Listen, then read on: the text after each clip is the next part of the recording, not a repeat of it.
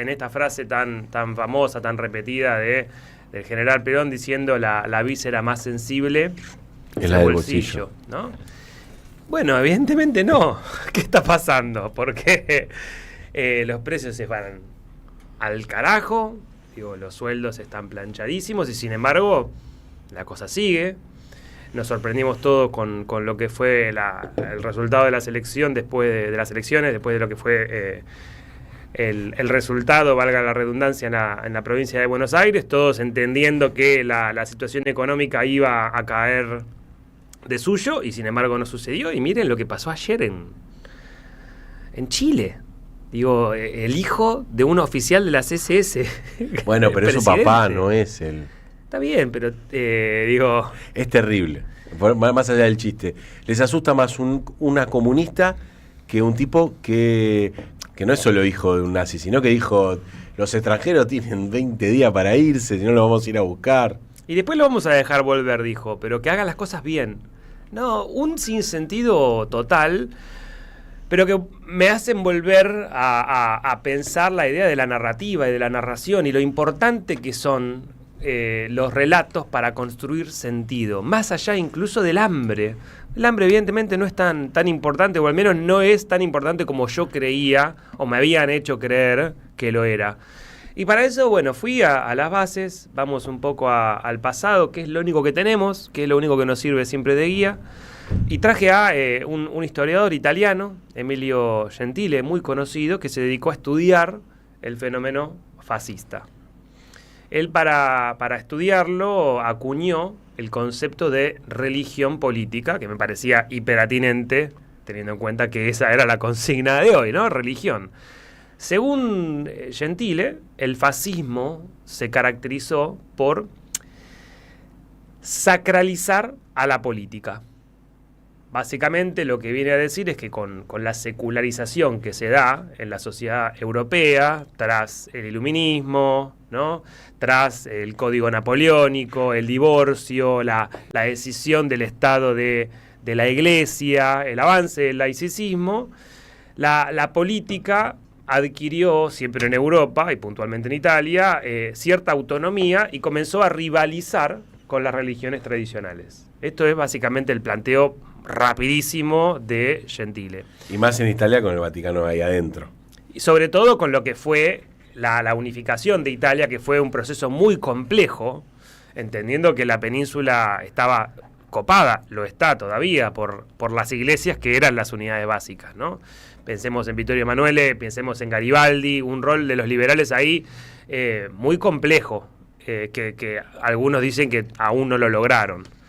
Gentile va a decir que el fascismo transformó a la nación en una entidad sagrada, fundada sobre la base de una religión civil, y que lo que va a deificar el fascismo es la patria. Y va a establecer a partir de ahí un nuevo sistema de valores, de mitos, de creencias. Y acaba de decir algo Gentile que a mí me resonó un montón. Yo esto lo leí en su momento hace 15 años, pero cuando lo leí ahora para la columna dije, me dolió acá. Gentile va a decir que la política, entonces, en la Italia fascista, dejó de lado el cálculo de poder, rechazó de plano la racionalización del interés y apeló a los actos de fe como motor de la acción y el pensamiento del individuo y de las masas. Lo vuelvo a repetir. Sí, dale. Gentile va a decir que en Italia, la Italia fascista, la política dejó de lado el cálculo de poder, rechazó la racionalización del interés y apeló a los actos de fe como motor de la acción y del pensamiento del individuo y de las masas. Argentina 2025. Vos sabés que el domingo en el programa que hace Omar López, Mate Amargo, acá en la radio, hizo un informe sobre la dictadura. Y en ese relato habla de que Videla representa, más que ser de ultraderecha, era un moralista. Y ese es el discurso que viene a instalar sobre la moral. Y hay algo ahí del discurso de Milei que es claro, porque la decadencia no importa después si la analizás finito. Para la gente lo defraudó el macrismo, lo defraudó el peronismo. Y bueno, viene este chabón con un discurso moral. Y vos decís, che, ¿estos van a caminar todo el desierto? ¿Y al final va a haber arena en esos platos? Y sí, porque hay un discurso moral. Es un discurso moral como motor de la acción. Y eso es lo interesante y lo efectivo del fascismo en Italia, va a decir Gentili. Porque a través justamente de la intervención del Estado, tanto en la economía, en el plano social, en la creación de las corporaciones sobre las cuales se va a apoyar el Estado italiano, sino también a través de la guerra, como medios legítimos para alcanzar esa regeneración nacional, moral e identitaria que era tan necesaria, según ese movimiento, en Italia. Y va a concluir el fascismo con un movimiento que va a ser fundamental, que es la conversión de los italianos, que tenían que abandonar su condición de ciudadanos para pasar a ser fascistas. Y acá, para seguir entendiendo y aproximándonos a este concepto que aporta Gentile, está bueno pensarlo de forma negativa con el fenómeno franquista. Según Gentile, el franquismo no representa un ejemplo de sacralización de la política, sino que es una politización de lo sagrado. Él lo va a llamar, a Franco, el nacionalcatolicismo.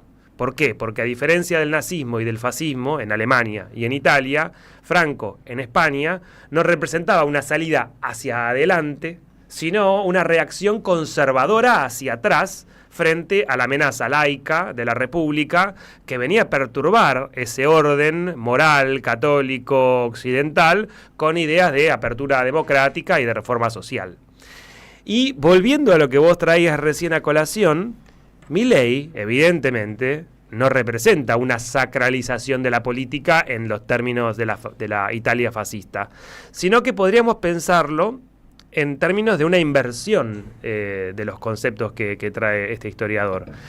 Yo pensaba, bueno, entonces Milei es una sacralización de la antipolítica, es una sacralización del mercado y de una, evidentemente, malentendida libertad individual como órdenes trascendentes. Eso es lo que ponen en el altar. Ahora, lo sagrado es el orden natural de la economía de mercado, la mano invisible de Adam Smith, en un plano evidentemente metafísico, divino, y la política estatal, un pecado, ¿no?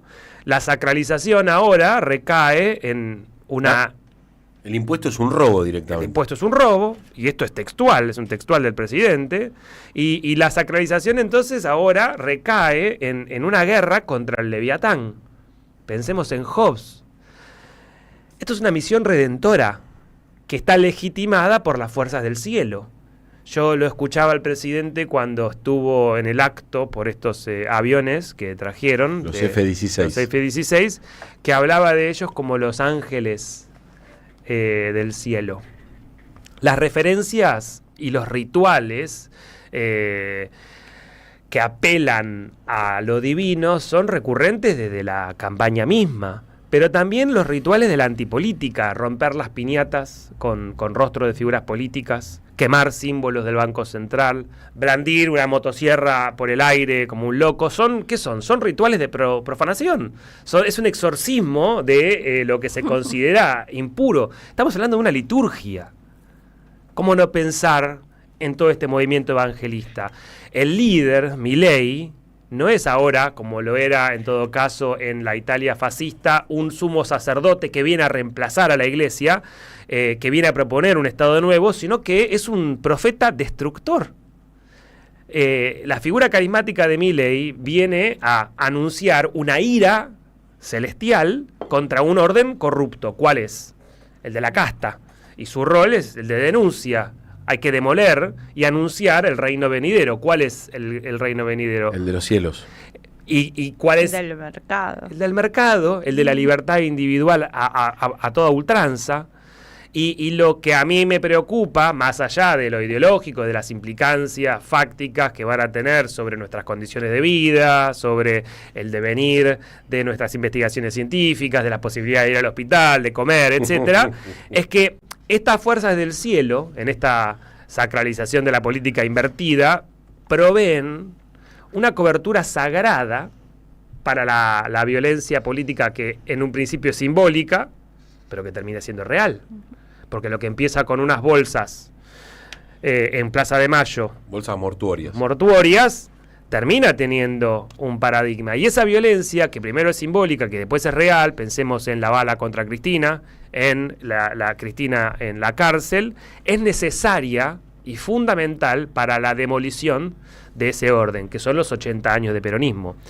Porque no se trata solo de una lucha contra ideas económicas, es un proyecto político, es una misión divina, es una cruzada contra el mal absoluto, y el cielo está de tu lado. Claro, y aparte que la gente que tiene que hacer es sacrificarse para que gane. Y bueno, y sacrificarse es de entregar lo poco que uno tiene, digamos, como simbólico y de recursos genuinos, digamos, ganados con el trabajo. Que no es casual esta analogía que estás haciendo sea tan protestante. Se funda sobre la ética protestante de, bueno, sufrimiento de hoy equivale a beneplácito para mañana. Y hablando de la gente, terminamos, y cierro con esto, pero terminamos teniendo dos tipos de personas. Vos tenés la comunidad de los elegidos, que son los que la ven, los iluminados, frente a un país totalmente adormecido, que representaría al enemigo demonizado. Son los cucas, es el Estado, el socialismo, o los que como nosotros no la vemos. Y fíjense, termino con esta frase de Gentile que dice: cuando la política se sacraliza, ya no se discuten propuestas, sino que se libran guerras santas. Nos quedamos pensando cómo se le responde a eso. Luis Alberto Spinetta, Charly García, una noche maravillosa, los que estuvimos allá en Vélez, Bandas Eternas, un recital eterno. No le entró todo lo que había organizado al flaco, que cada tanto salía y decía: los invito a casa, para volver a hacer esta hermosa canción, una de las pocas que pudieron hacer los dos. Hablo de Luis Alberto Spinetta y Charly, pero que quedó y queda en el emblema. Rezo por vos,